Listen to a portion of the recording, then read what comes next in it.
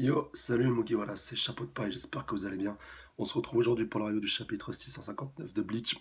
Donc je m'excuse d'avance, je suis un petit peu malade et d'ailleurs ça va être hyper difficile pour moi de mener à bien cette review.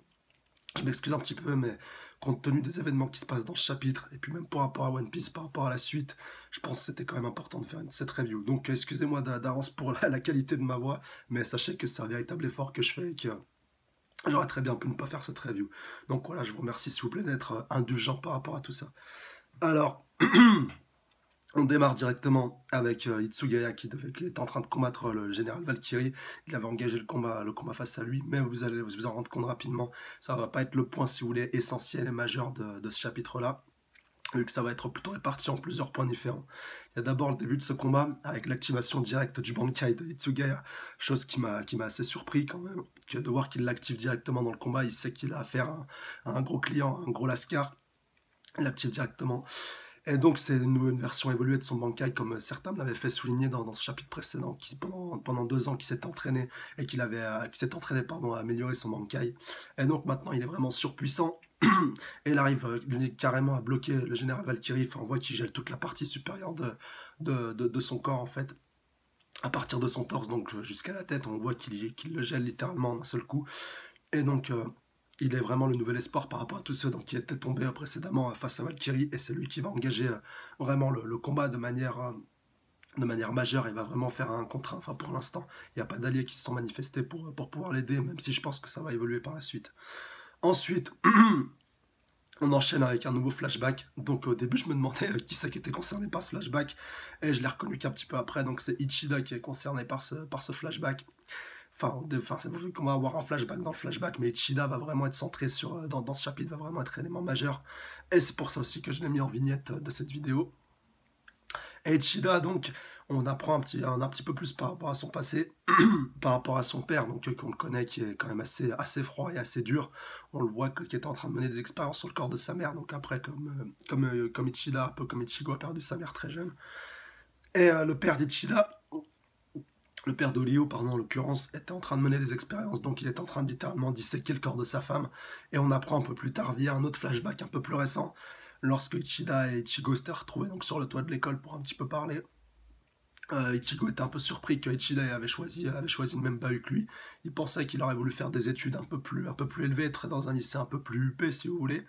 Et comme il lui dit qu'il pensait qu'il voulait faire des études de médecine, et Ichida, donc il se remémore même une deuxième fois le même flashback qu'on vient de voir au début, donc que nous qu'on vient de découvrir, qui aurait été un peu surprenant si on l'avait pas eu avant. Pardon. Et donc, par rapport à ça, à la suite de ça, Ichida confie qu'il a plus du tout envie de devenir médecin suite aux pratiques de... Enfin, il ne le dit pas à Ichigo texto, mais il se remémore. Et même Ichigo lui dit, parle-en pas si tu veux pas en parler, si c'est vraiment quelque chose de difficile pour toi. Donc par la suite, Ichida on va vraiment se recentrer, on va vraiment atterrir dans le monde actuel, donc vraiment au présent, tel que ça se passe, si vous voulez, dans la continuité de l'histoire. On va vraiment quitter le flashback et arriver à une scène qui se passe à l'heure actuelle, où Ichida donc retourne au Warwolf, je crois que ça se prononce comme ça, donc le palais du roi des esprits de Iwatch, enfin de Iwatch tel qu'il l'a renommé après avoir absorbé le roi des esprits. Donc Ichida va être accueilli par Ashwolf, qui remplace, comme vous le savez, Iwatch quand celui-ci dort. Donc la scène se passe de nuit, visiblement. Et donc Ashwolf va l'interroger, va lui dire tu es enfin revenu.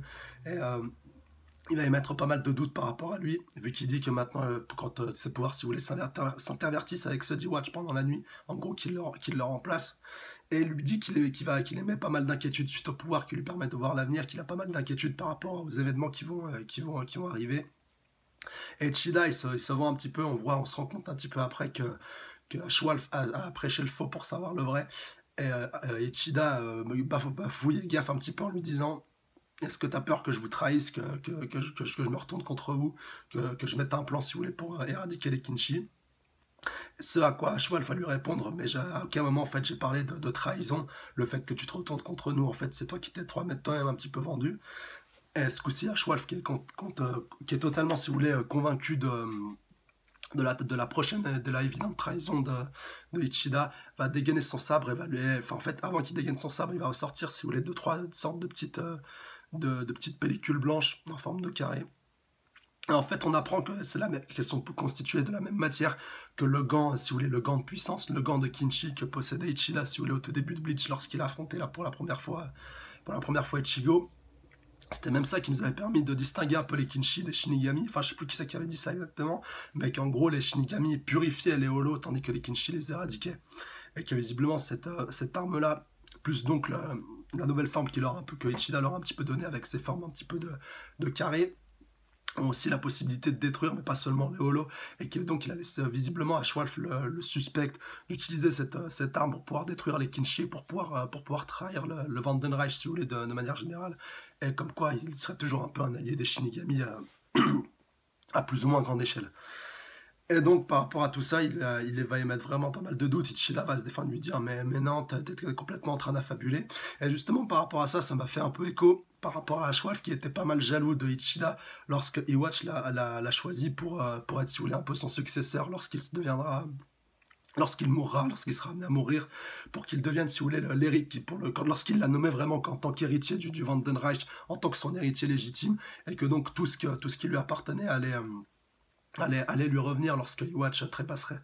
Et donc je pense qu'Ashwat a eu pas mal de jalousie par rapport à ça, qu'il aurait beaucoup aimé être choisi par Iwatch, vu qu'il lui a toujours été fidèle, qu'il a toujours été pour lui, et de voir un jeune blanc mec, bon certes, un petit peu de sang pur et d'une lignée assez haut dans la famille des Kinshi, lui piquer sa place à son nez, à sa barbe, surtout je pense qu'il le suspectait déjà de traîtrise, mais après je pense plus que c'était un plan de D-Watch pour tester un peu Ichida. Enfin après on sera un peu amené à en reparler, mais je pense quand même que Iwatch, comme je vous l'ai déjà dit, est quand même assez prévenant, assez méfiant par rapport à tout ça.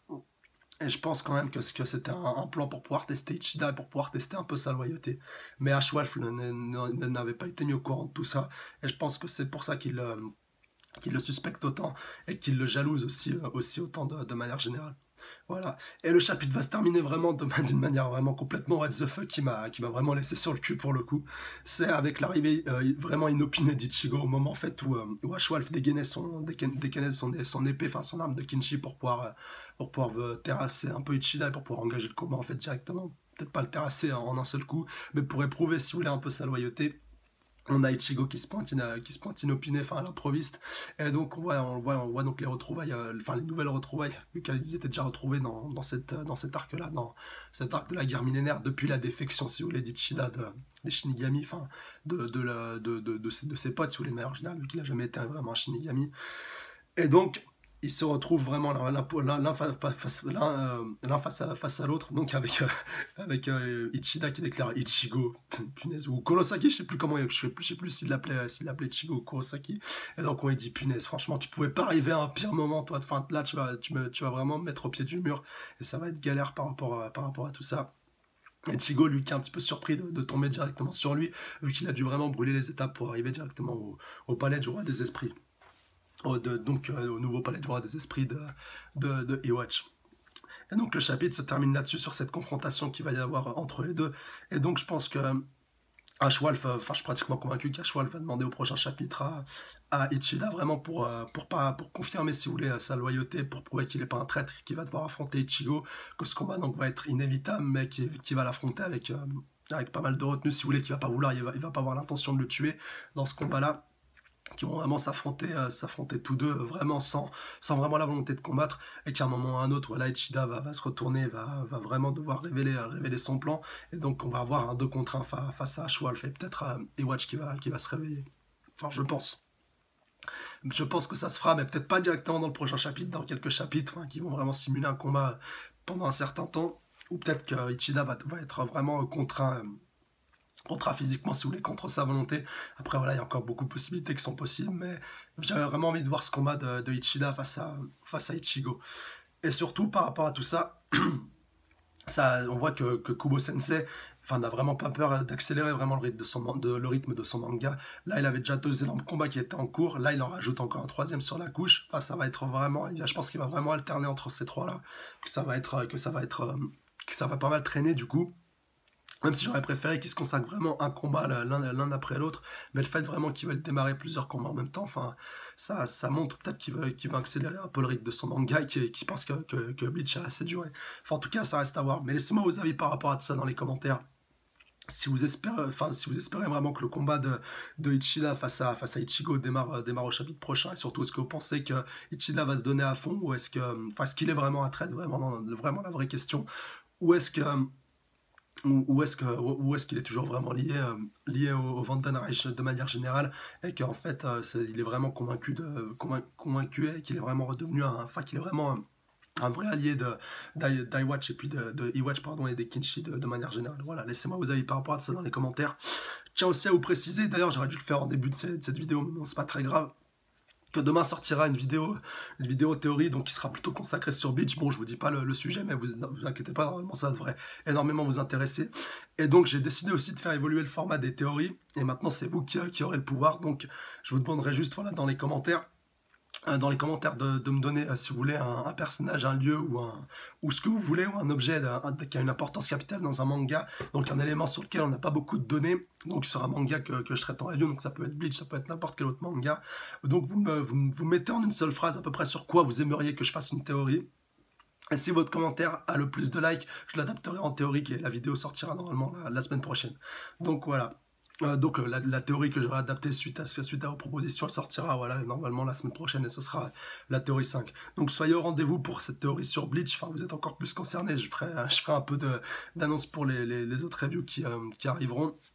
Mais en tout cas, vraiment, défoncez-vous à fond, pardon, dans les commentaires de cette vidéo. Donc elle sortira demain en fin d'après-midi, très certainement vers 18h, 19h, enfin par la fin d'après-midi, pour vous accompagner un petit peu pendant ce week-end. Et puis je l'ai déjà un petit peu tourné en avance, donc j'aurai pas une voix dégueulasse comme maintenant. Donc voilà, sur ce, je vous laisse. Passez une excellente fin de semaine, passez un bon week-end. Je vous remercie, je vous demande pardon encore une fois d'être indulgent. J'ai eu vraiment énormément de difficultés à tourner cette review.